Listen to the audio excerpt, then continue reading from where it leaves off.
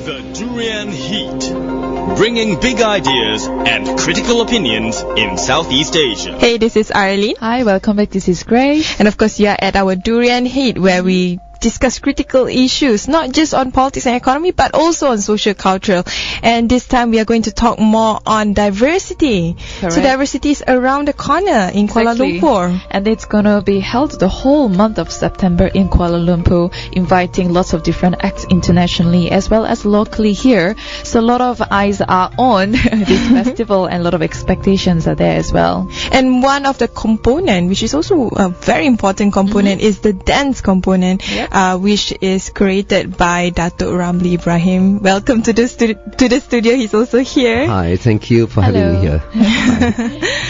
So first of all, I think I don't have to introduce you. Everyone knows you already, and you have been a legend in terms of displaying various, traditional, even modern dance performance.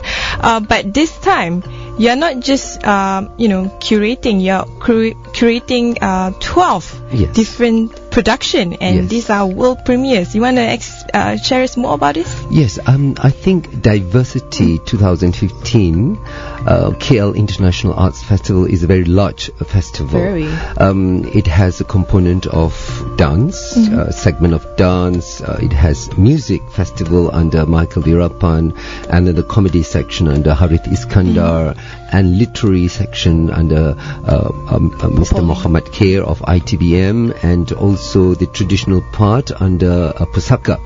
So I'm in charge of the dance segment, and this itself is large. We all got together and thought that Kuala Lumpur really truly needs the cultural branding as a city. We claim ourselves as one of the important cities of Southeast Asia, and of course this year is very important. It's the ASEAN year. Correct. And so truly what better way than to launch Kuala Lumpur with a cultural brand of a international arts festival.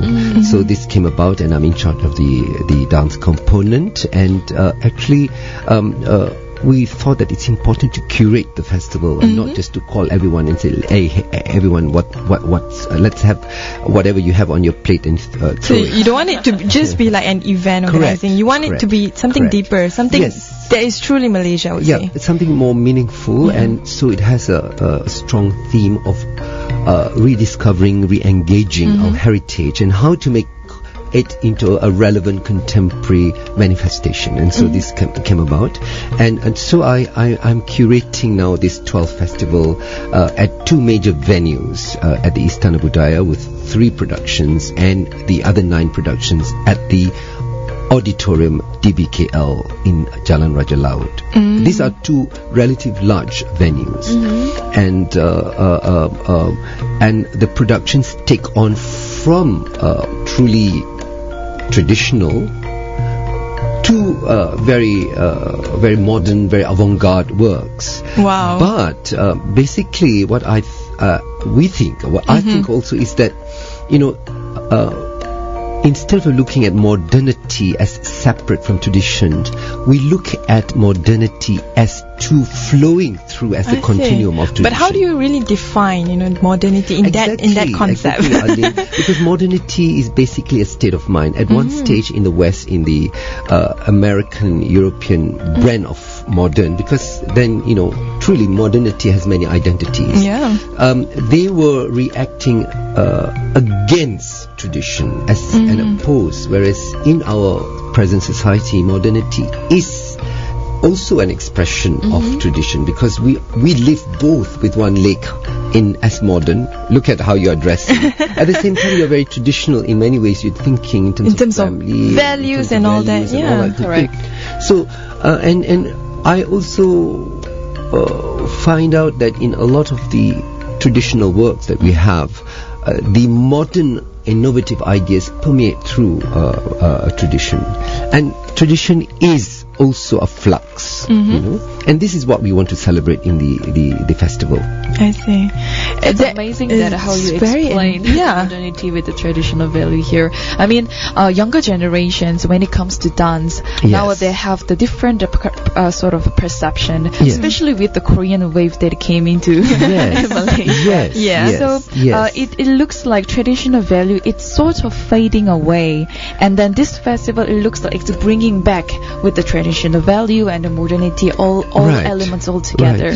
But there is a difference also, because I think I have always been a serious composer. We deal with serious genre and not overtly commercialized genre. So we cannot be compared to the K-pop and all that. There's nothing wrong with that. But we are not commercialized like that. We are not into only looking at the audience and in a way appealing to the commercialized taste or the lowest common denominator in saying that, okay, let's just be entertaining. You know? But we want a bit of depth, and this is very important, especially with the present G generation. That they you know, I mean, with a kind of a parent, they know everything because they can just Google it and all that kind of thing. But there's not enough depth and enough digestion of the work, the information or the concept. How do you hope to make this more relevant to the younger generation? I mean, because I saw one of the productions called Pak Pandeyo, and I grew up with that story. Exactly. That's fascinating to me. Exactly. You know, because we are appealing with a lot of the choreographers and artistic directors of various companies in Kuala Lumpur or in Malaysia to bring out the best of their talent, the best of their concept, but using legends, myth. You know, I mean, really, truly, the title diversity, because Kuala Lumpur is truly one of the most diverse cities in Southeast Asia. Well, I mean, compared to Jakarta or compared to Bangkok or Philippines, because we are very diverse. The Malay, Chinese, Indian, and very many other races. Because, you know, right from the centuries, we are the entrepot of all this region. You know, we cater for various, and that diversity comes out in everything, the way we dress, the food, literature, you know, the languages that we use, you know. So this is what we are celebrating through the various companies, and I thought that Pak Pandeyo, because Pak Pandeyo itself, not just from the myth, because Alam was the champion of So You Think You Can Dance, and I happened to be at that time the one of the judges, and I told him, why don't you look at hip hop and b-boys and then transfer it, you know. I mean, Pak Pandey is very much the Mr. Bean of Malaysia. Yes, the Mr. Bean. And I like that you put the word yo. He's trying to make it relevant to the younger generation. Yes. I didn't put it, it's Alam, you know. So really, it's like, hey, I'm going to bastardize this, yo. You can't say anything. But there are many other different and unique production. Maybe you want to go just an overview so of it. Many, because, you know, I mean, you know, we involved Aswara is going to do how they can bring out Joget Gamelan, for example, into contemporary kind of thing, and their concept is very interesting. 4 malign Malay women of myth, like Tun Teja, Tun Fatima, Putri Sadon, how they were victims of the male patriarchy, and people who had literally took them for granted. And I suppose they're going to come back alive and say, where is the justice? So and then in UPSI, University Pendidikan Sultan Idris Tanjung Malim, which has also a very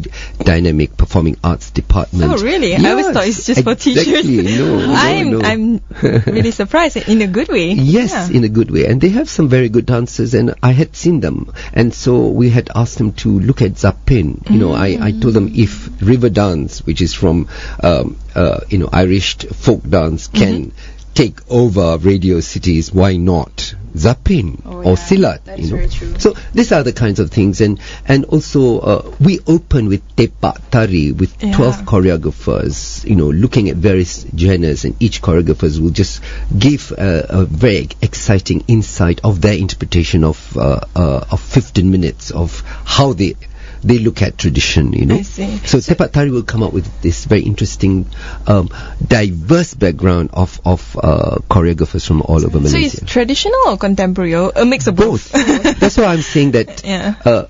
Look at modernity that transverse through tradition also. Look at, there's some really avant-garde people, but using look at our fashion. Statements can be made very modern through traditional works. It would be very, very nice to state fashion through Orang Asli's design, for example. So all these are the kind of exciting things we hope will come out through the works that we are presenting. Anyway, we'll take one short break. When we return, we'll discuss more. There are so many other productions that Datuk Ramli Ibrahim will be sharing with us. The Durian Heat, bringing big ideas and critical opinions in Southeast Asia. Hey, this is Arlene. Welcome back, this is Grace. And of course, you're still with us with Diversity on our Durian Heat. And of course, today you're with me, Datuk Ramli Ibrahim, the curator of the dance component for Diversity.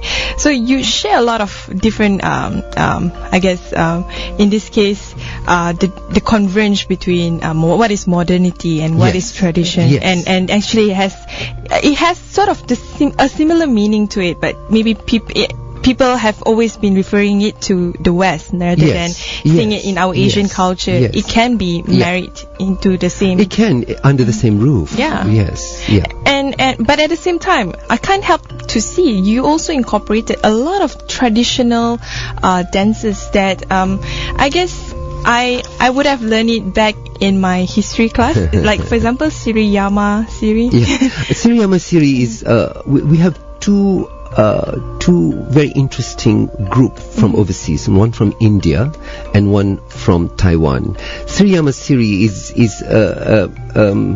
the artistic director, Dr. V.R. Devika. I have known her for the last 30 years, and she has successfully worked exactly on this, on what they call rural-urban kind of situation, where the rural people who had come to the urban surrounding to work, they still retain their rural kind of art forms, and how these are brought to empower the rural society living in urban situation.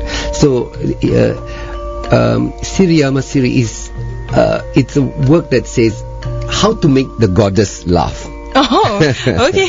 Now that's the goddess has become sulky. The goddess is has to be made to laugh again, and so they are going to do this with very traditional things, very spectacular mask and properties, as you can see from the photographs. Yeah, I can see it. Yeah. But when you say love, it's not comedy dance, right? No, it's funny. It's funny because if you look at the kind of slapstick that goes on in Mak Yong or in a lot of traditional or works, even Pak Pandey. Pak Pandey and all that kind of thing. I mean, this is part and parcel. These are the kind of entertainment, but usually connected. I mean, sometimes you attend a comedy by one of our comedians. I mean, they're so mindless that you hate yourself for laughing. but the comedy in traditional works tend to have a relevance, tend to comment politically, tend to comment. Yes, that's a word. Yeah, satire of the situation of their own. They laugh at themselves also. Yeah, I think we need that, especially in harder times. You need to laugh at yourself. We need. This is exactly one of the reasons why we have the festival, because we need to bring people out of the doldrum. At the moment, there is a tendency of being very, very, very depressed, kind of there's an overhang of a cloud overhang over us, and we need to come out of this doldrum. There's also another very interesting element while I'm going through these 12 components under this dance department is the music dance theatre. where I can see the pianist, the soprano, opera singer, and of course dancers there. Correct. So could you elaborate on Yeah, this? but actually you look at a lot of traditional work, a lot of Asian works, it's very difficult to separate dance, drama and music and theatre for that matter. But for this particular work, I brought in Kim Gallagher, who is a fantastic pianist, together with his partner from Taiwan. They're both graduate of the Juilliard, Kai Yin Huang, and a very beautiful young Malaysian soprano, Yiling, who had performed for us in our previous work at the Dewan Philharmonic Orchestra, and she sang for us Ravel Scheherazade. So she's a great soprano, a young soprano that is making her the international scene, so to speak. And I will perform this also with Wajan and dancer Wajan, and so we want to bring in this. It's a bit of like a signature piece. It's only one day, very beautiful. And it should be something that kind of surprise. Oh, really? I hope I didn't ruin the surprise by introducing this show, but it looks very interesting. It's very interesting. It looks very interesting. Yeah. And what is Salad de Fiesta? Salad de Fiesta is a kind of a fiesta. Fiesta, that means anything goes. It's when you make, it's like a rojak. Rojak. It's a yeah. I will just call it rojak then. Salad de Fiesta with a lot of salsa, like yeah, that's a lot true. of sambal. But I guess the part that I would be very into is the soprano singer. Right. Yes. Because I mean we have to pay a bomb just to listen someone from the West to sing soprano, and now we can just get it at Auditorium DBKL. Correct. Right. Created by our great Ramli. She's a wonderful singer. She's incredible command of technique. And other shows, another one is Ulvili. Yes. Yeah. Ulvili is two of the artistic directors from Siriyama series are fantastically international artists, and these are the two dancers, choreographer, artistic director who have been able to make that great transition from tradition to contemporary. This is not an easy thing. A lot of traditional artists will not be able to make that transition to contemporary. Something they cannot see that contemporary thing.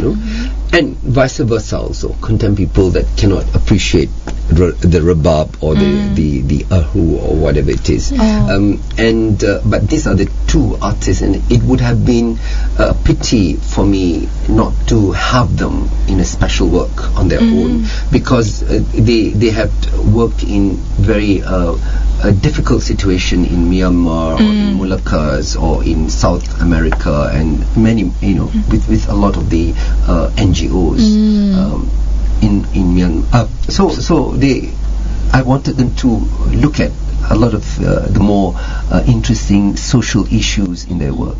Yeah, I can see that. And then, the way it's being explained here, womb of birth, womb of death, the cry of unborn, yearning for life, yearning in vain. Yes. So it kind of explains the social, economic situation of... Right. In a dance way. They usually are right in the middle of that kind of situation. They go out to work with disenfranchised communities, and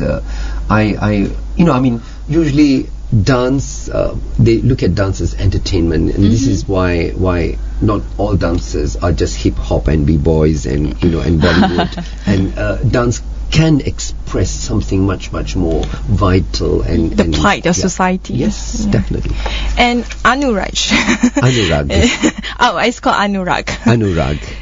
That one looks a bit more traditional. I guess Very Indian, traditional. Indian traditional. Yes, very Indian traditional, because from Anurag, from this very traditional, this pristine traditional work, that we hope that the modern thing comes true. But the musicians, the dancer is a Malaysian, of course. The musicians are all very, very good, and I thought that from this we can learn then how tradition then becomes. And she's Malaysian, right? She's Malaysian. Yeah. So there you go. We have our Malaysian made style dance.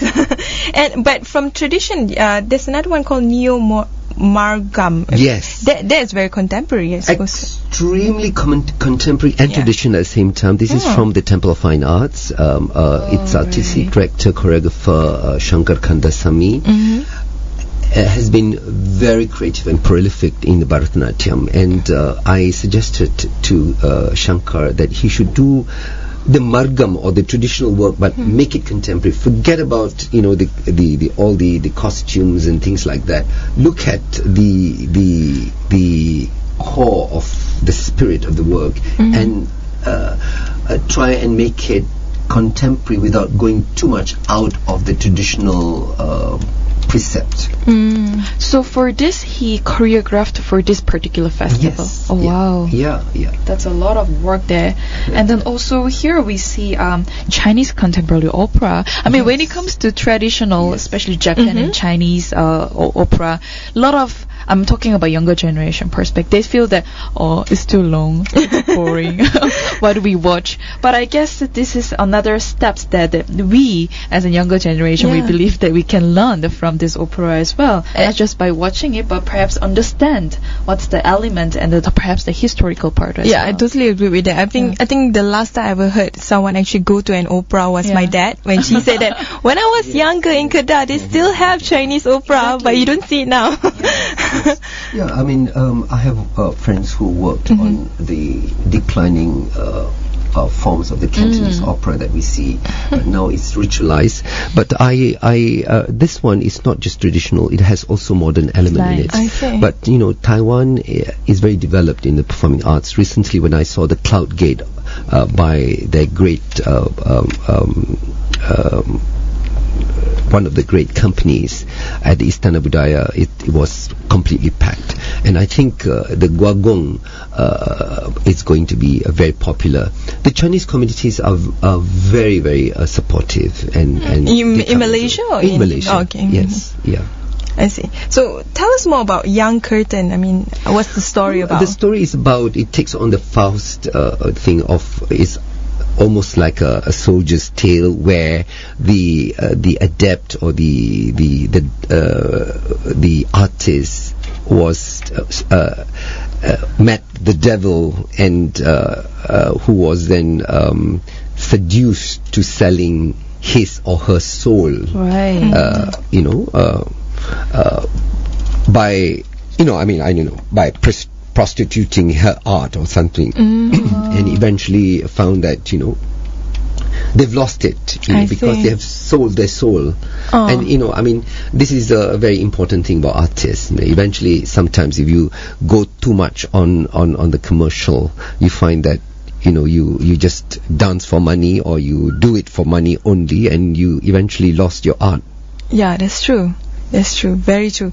And that's the reason why we need to support the diversity as well, especially the dance part, because these are all originals. Yeah, there's back again into the fact that because we are in serious art form, we think that these are the forms that are important in nation building of the character, empowering and giving a full integrity to the psyche of the individual, the community, and the nation. Nice. Beautiful. Anyway, we'll take another one short break. When we return, we'll discuss more about diversity. The Durian Heat, bringing big ideas and critical opinions in Southeast Asia. Hey, this is Arlene. Welcome back, this is Grace. And of course, you're still with us at Durian ASEAN. So, Datuk Ramli, besides dance, yes, you also do other things.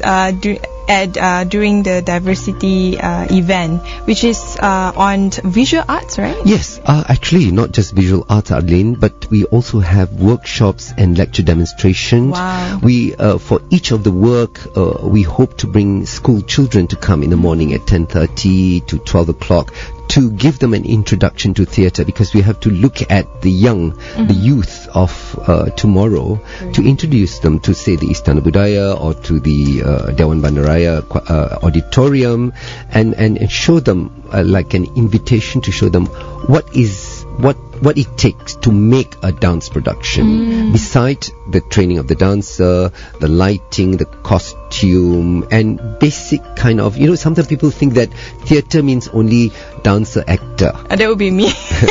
I'll be the biggest. Yeah, but they don't realize that there are just many other aspects of music, dance, costume, lighting, and festival administrations and things like that comes together, and there's so many options in to make theatre your career.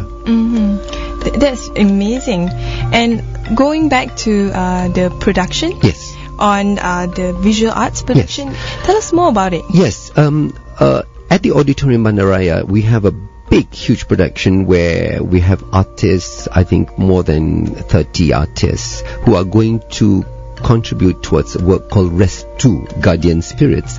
Now, Rest 2 Guardian Spirit, Rest 2 actually, I lost a friend who was an animal lover, and I think a lot of people know of him. His name is Pak Mei, who had more than 700 dogs and cats. He was all over. Yes, he was all over. He happened to be a very good friend of Sutra, and we wanted to contribute towards his animal shelter. And so the exhibition is about animals and how perhaps if we make sales, we hope that we can make a contribution. So we should be there, Grace.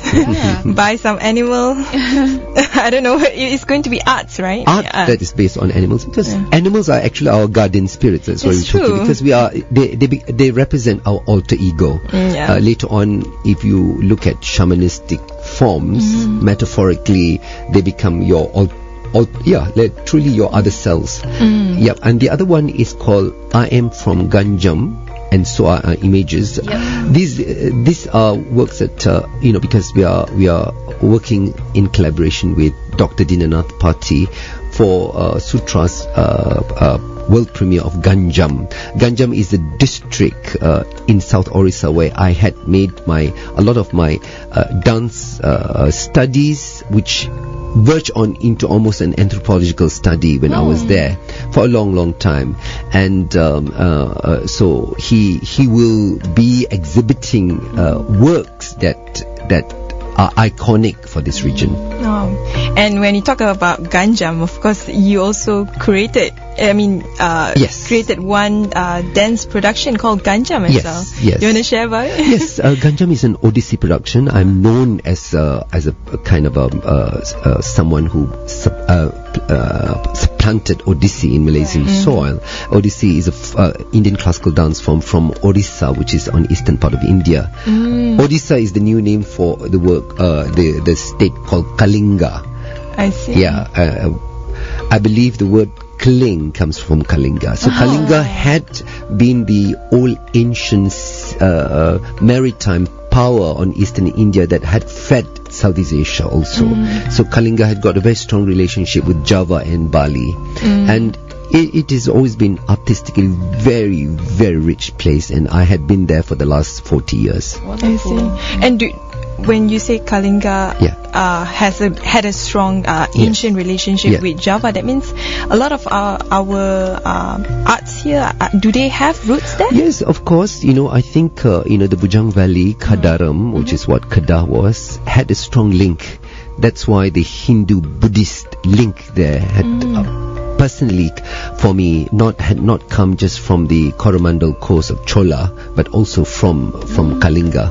So, Bali, for instance, Orissa still celebrate Kalinga Bali Jatra, or where they used to send merchants to Bali. Oh, that's interesting. Very interesting. So we have a few, actually 12 to be exact. Yes. All those things that all our audiences, friends and families can visit and watch whole performance here. Yeah. And it's gonna be very colorful and fulfilling, when it comes to art scene, especially when it comes to dance component at Diversity 2015. And what are the other highlights that Datuk Ramli would you like to mention to our listeners just to come and watch the dance component? Well, I think that's enough, quite enough to digest and swallow. I think. But going back to, I guess the main element for this is dance. The main element is diversity. Diversity. The diversity of what we have in dance, music, all kinds of things that could be that should be looked upon as resource. Right. We sometimes almost, I feel like, you look at the various, the cosmopolitanism of Malaysia should be seen as a resource rather than a kind of a disadvantage. It's the richer we have, the better. And do you think the younger generation now, are they connected with that diversityness of either, and the cosmopolitanness of our either urban setting or Malaysia as a whole, and relate it to arts like dance? Yeah, I think they're connected, but kind of virtually only. Social media? Everyone is poking some buttons, but experientially they're not. This is what I mean. I actually, going to a theatre takes an effort, right? But the experience is far more superior than just watching it on YouTube.